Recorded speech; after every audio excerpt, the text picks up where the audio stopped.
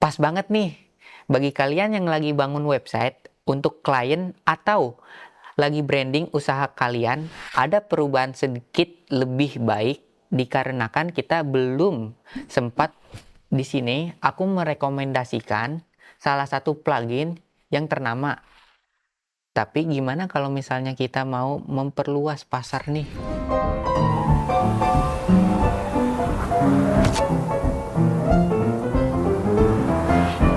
Halo kawan-kawan, setelah kemarin kita sharing tips dan trik memilih tema website di WordPress, kali ini aku mau sharing bagaimana cara mengoptimalkan website agar responnya bisa lebih baik. Jangan sampai pengunjung website kita pindah ke website sebelah karena kurang nyaman dengan website kita yang lemot. Kalian tahu kan, itu bisa menyebabkan bounce rates-nya akan menjadi tinggi sehingga mempengaruhi ranking field kita di search engine. Tentunya, itu akan berhubungan dengan SEO juga. Jadi, bagaimana cara untuk mengoptimalkan website agar loadingnya bisa lebih cepat? Ayo kita belajar sama-sama supaya kalian bisa merasakan perubahan setelah mengaplikasikan beberapa tips dari video ini. Sebelumnya, aku akan melakukan pengetesan pada website kawan belajar sebagai contohnya. Kita gunain website khusus untuk melakukan tes, yaitu pagespeed.web.dev untuk mengetes seberapa cepat loading website kita. Nah, di sini kita masukin URL website kita, lalu kita klik analisis dan tunggu beberapa saat. Setelah selesai, berikut adalah hasil dari diagnosis PageSpeed Insight. Untuk mobile device dan desktop, ini loading websitenya terlihat kurang baik. Kita coba optimasi bersama supaya ada perbandingan setelah dioptimasi. Ada banyak faktor yang mempengaruhi kecepatan website. Kali ini kita bahas 4 faktor. Yang pertama adalah theme speed atau tema speed. Tema yang kita pakai juga sangat berperan penting. Pilih tema dengan performance, accessibility, dan SEO yang baik agar website kita bisa bekerja dengan maksimal. Cara pemilihan tema di WordPress sudah pernah kita bahas di video sebelumnya ya. Jadi kalian bisa simak dan pelajari tips dan triknya di sana. Sekarang yang perlu kita optimalkan lagi adalah plugin. Plugin yang nggak terpakai sebaiknya kita delete saja supaya website kita lebih cepat. Caranya gimana? Caranya tinggal pilih plugin, lalu kita delete aja plugin yang nggak diperlukan. Contohnya, saya memilih plugin Hello Dolly ini. Kita klik aja delete, lalu klik OK. Selanjutnya, untuk nambahin plugin, kita bisa klik Add New, lalu kita cari. Di sini, aku merekomendasikan salah satu plugin yang ternama, yaitu W3 Total Change. Nah, salah satu fungsi dari W3 Total Change ini adalah membuat change dari query database.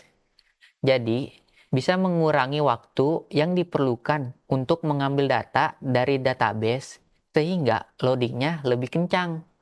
Untuk installnya, gampang banget. Tinggal pilih Install Now. Nah, kalau udah selesai, aktifin pluginnya dengan klik Activate. Selanjutnya, kita bisa mengatur apa-apa aja sih yang bisa dikonfigurasikan sama W3 Total Change ini dengan cara klik setting dan di sini akan muncul plugin dari W3 Total Change. Lalu kita klik accept di sini ya. Kemudian klik next.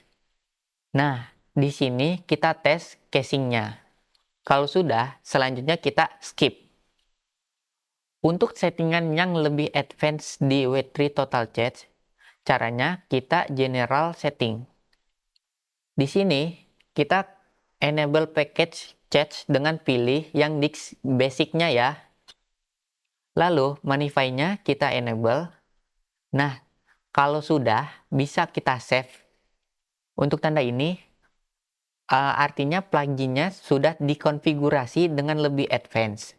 Nah, kalau W3 Total Change-nya sudah diinstal dan sudah disetting di website, kita akan di-load lebih cepat Karena proses cache-nya sudah diinstal atau dijalankan dengan menginstal W3 Total Cache ini. Kemudian adalah website konten. Website yang kita buat itu sebenarnya adalah kumpulan konten yang berisi skrip, foto, video, dan lain-lain yang disimpan pada sebuah server atau hosting. Jika file konten besar, maka loadingnya juga akan terasa lambat jika diakses.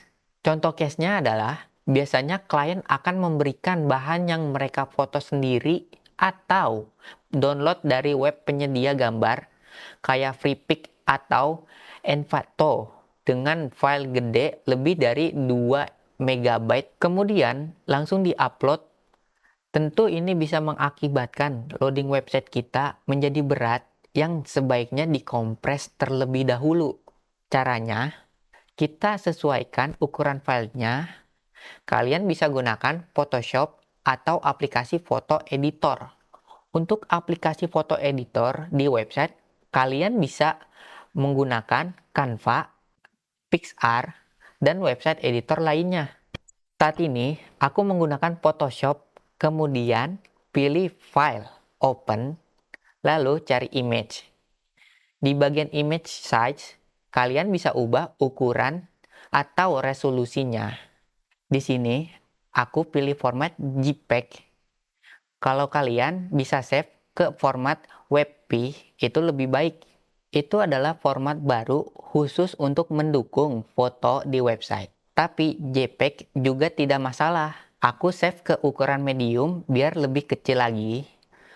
Setelah melakukan optimalisasi pada website kita, dengan meresize beberapa gambar, lalu menambahkan beberapa plugin seperti W3 Total Cache dan optimasi sebelumnya.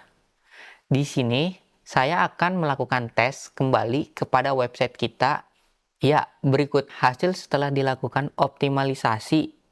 Terlihat ada perbedaan nilai di performanya dengan meresize beberapa gambar dan menambahkan fitur atau plugin. Di sini kita bisa lihat beberapa perbedaan antara sebelum dan sesudah optimalisasi. Di sini adalah laporan sebelum optimalisasi terhadap website kita. Pada mobile, performanya 55 dan desktop yaitu 78. Setelahnya, hasil optimalisasi kita bisa lihat di sini untuk mobile yang naik ke sekitar 20 poin dan pada desktop naik sekitar 10 poin. Ada perubahan sedikit lebih baik dikarenakan kita belum sempat mereplace semua file gede yang ada di website. Oke, hosting sudah bagus nih, sudah bisa diandalkan lah untuk skala nasional. Karena lokasinya juga berada di Indonesia, tapi gimana kalau misalnya kita mau memperluas pasar nih? Ceritanya kita mau ekspor cari pembeli yang ada di Eropa juga. Nah, kalau begitu, berarti kita harus memilih penyedia layanan hosting yang memiliki server di Eropa juga dong. Tapi, kita udah terlanjur beli hosting lokal nih. Bisa nggak sih dioptimalisasikan? Tentu saja bisa.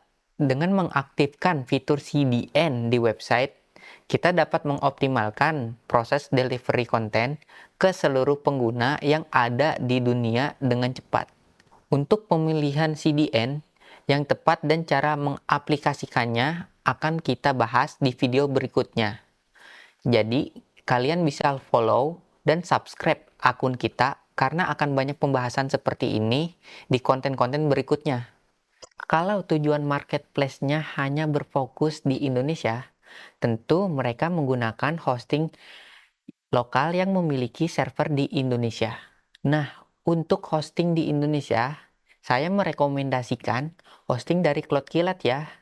Karena memiliki server yang berbasis di Indonesia, tepatnya di Jakarta, berdasarkan pengalaman pribadi saya, uptime-nya sangat baik, bahkan saya tidak pernah bermasalah dengan downtime. Dan yang paling terpenting ialah dukungan dari tim support yang fast respon. Mereka ready 24 jam nonstop, jadi kalian bisa menghubungi kapan saja saat mengalami kendala. Oh iya, untuk promo dari CloudKillat, kalian bisa lihat di sini ya. ada promo bundling free domain, diskon 50% untuk VM 2.0. Pas banget nih bagi kalian yang lagi bangun website untuk klien atau lagi branding usaha kalian lewat website sendiri.